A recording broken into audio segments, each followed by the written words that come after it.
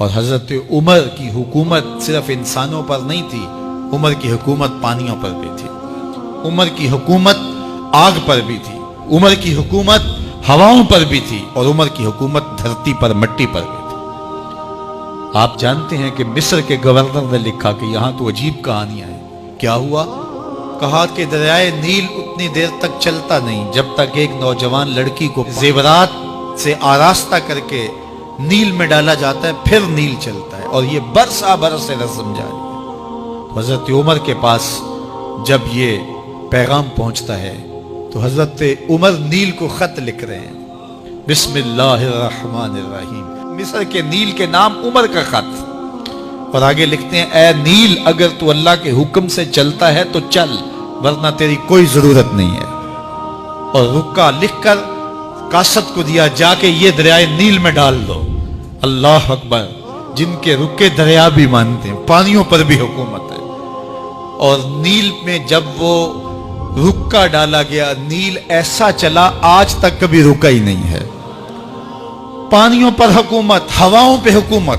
مسجد نبوی کا ممبر ہے، عمر خطبہ دے رہے ہیں، عراق کے علاقہ نہاون میں جنگ ہو رہی ہے، مدینے سے 1 مہینے کی مسافت ہے، 1 مہینہ مسلسل چلیں تو نہاون آتا ہے۔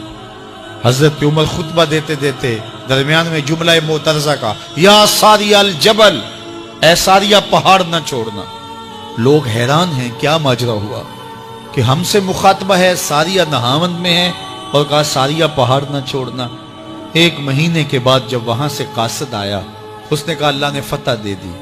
کہا کیسے؟ کہا پہاڑ کو چھوڑ کر دشمن پر ٹوٹنے لگے تھے، آگے بڑھنے لگے تھے، ان پر حملہ آور ہونے لگے تھے۔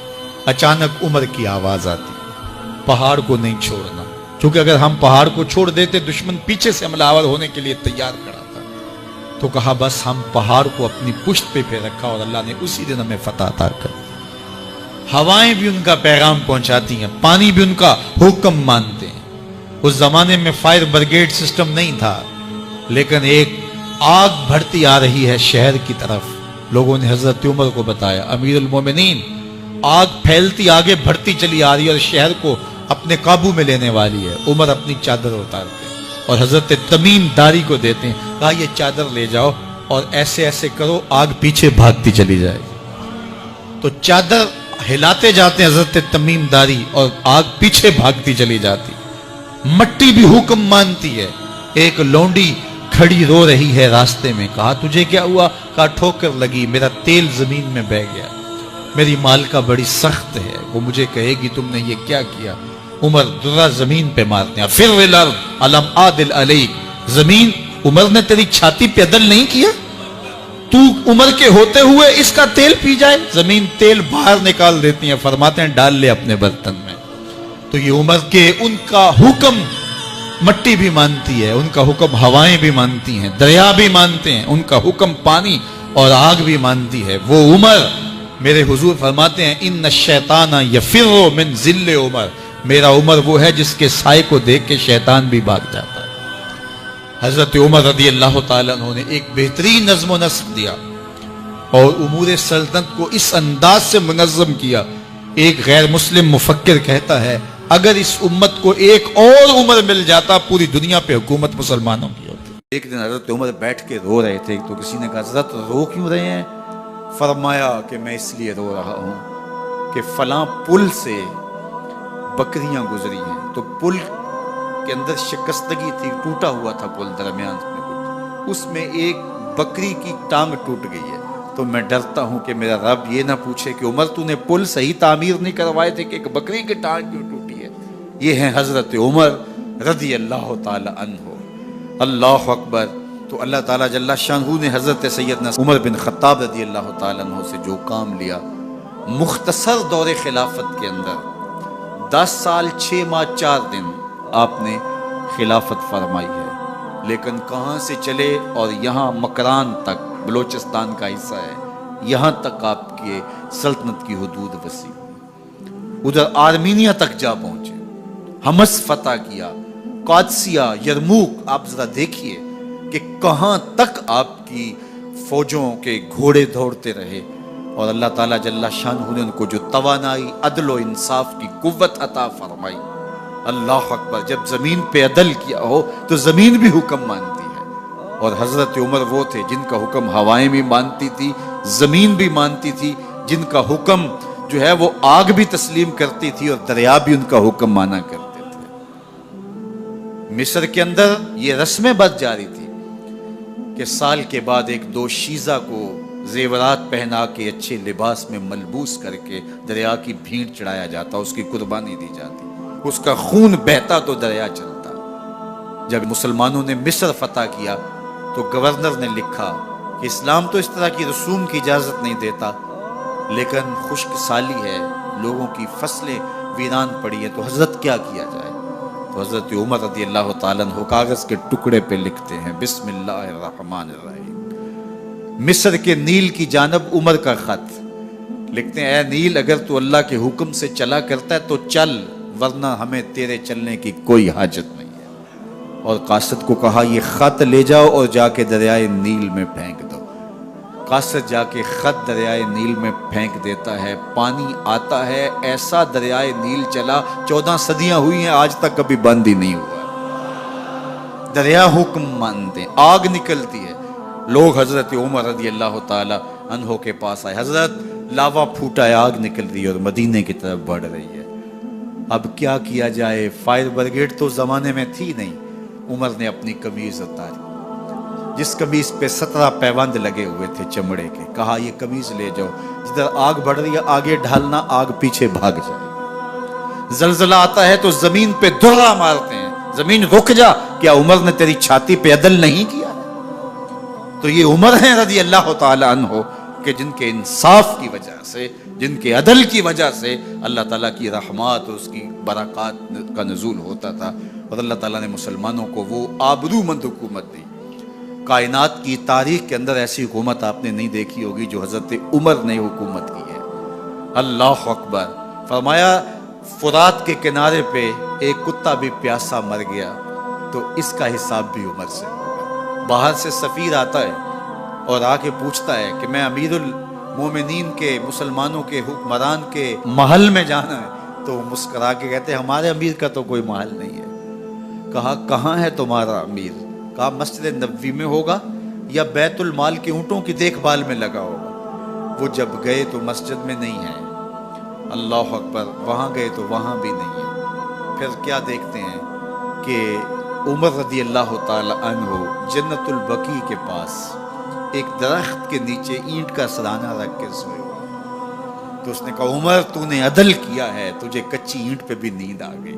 ہمارے حکمرانوں نے انصاف نہیں کیا اور وہ بند اور محفوظ کمروں کے اندر بھی سکون اور چین کی نیند نہیں سو سکتے. حضرت سیدنا عمر رضی اللہ تعالیٰ عنہ نے اس طرح ان امور سلطنت نبھائے. آپ دن کو لوگوں کی دیکھ بھالی کرتے، لوگوں کی ضروریات سنتے سمجھتے، اور جب رات پڑتی لوگ سو جاتے، عمر مدینے کی گلیوں میں پہرا دیتے.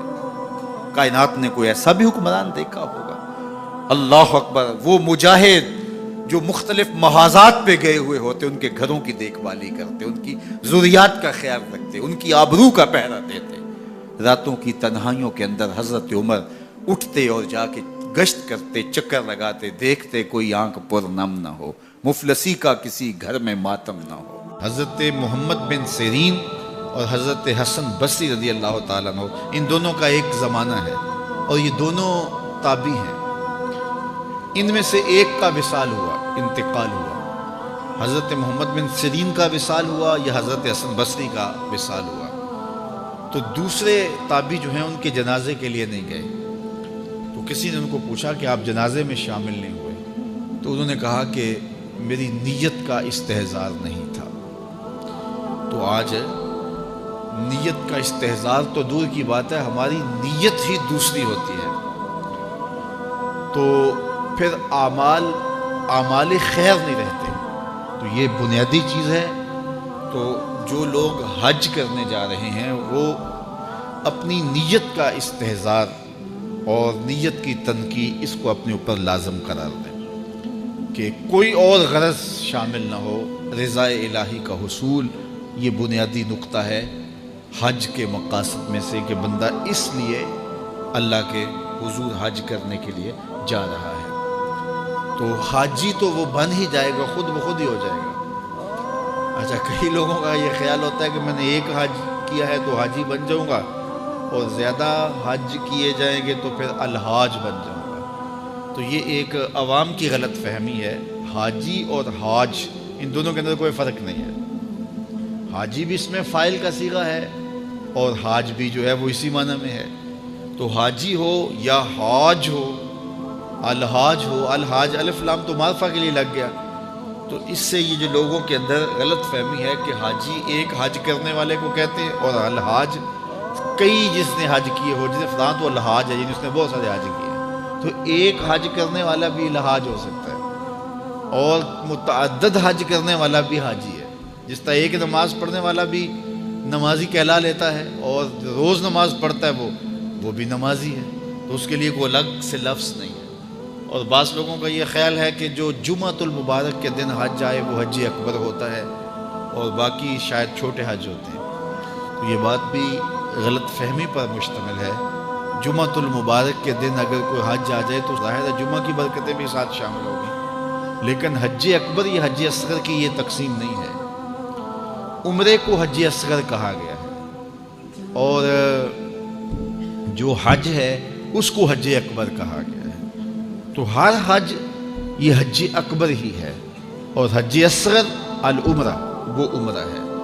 تو یہ دو غلط فہمیاں ہم دور کر لیں کہ ایک تو حاجی اور حاج میں کوئی فرق نہیں ہے۔ حاجی بھی اس میں فاعل کا صیغہ ہے، اور حاج بھی اسی معنی میں ہے۔ تو اگر کسی کو یہ شوق ہو کہ میں نے زیادہ حج کیے تو میں الحاج کہلا لوں گا، تو وہ جناب ایک سے بھی لکھ سکتا ہے۔ اس کو اگر اس لیے جانا ہے تو اتنے پیسے خرچ کرنے کی ضرورت نہیں ہے، وہ ایک حج سے بھی جو ہے وہ الحاج لکھ سکتا ہے۔ تو یہ مقصد نہیں ہے کہ میں حاجی کہلاؤں یا الحاج کہلاؤں۔ اگر یہ مقصد ہو گیا تو پھر یہ ساری کی ہوئی محنت ضائع چلے گی۔ مقصد رضائے الہی کا حصول ہے۔ اللہ تعالیٰ جل شانہ یہ نصیب کرے، اور یہ حج کے بنیادی مقاصد میں سے ایک مقصد ہے کہ اللہ کی رضا کو حاصل کیا جائے۔ فرمایا تمہارے گوشت، تمہارے خون اللہ کو نہیں پہنچتے۔ یہ جو تم قربانیاں ذبح کرتے ہو، نہ تو خون پہنچتا ہے، نہ تمہارا گوشت اللہ کو پہنچتا ہے۔ گوشت تم خود کھا جاتے ہو، خون نالیوں میں بہہ جاتا ہے، تو پھر اللہ کو کیا پہنچا؟ نہ تمہارا خون پہنچا، نہ تمہارا گوشت پہنچا، نہ تمہارا پوست پہنچا۔ فرمایا اللہ کو تمہارے دل کا تقویٰ پہنچتا ہے۔ تو یہ نیت کے فرق سے عمل ہوتا ہے، یہ بات ذہن میں رکھیے گا۔ ہجرت جیسا عمل کتنا بابرکت عمل تھا، کتنا خوبصورت وظیفہ تھا۔ اب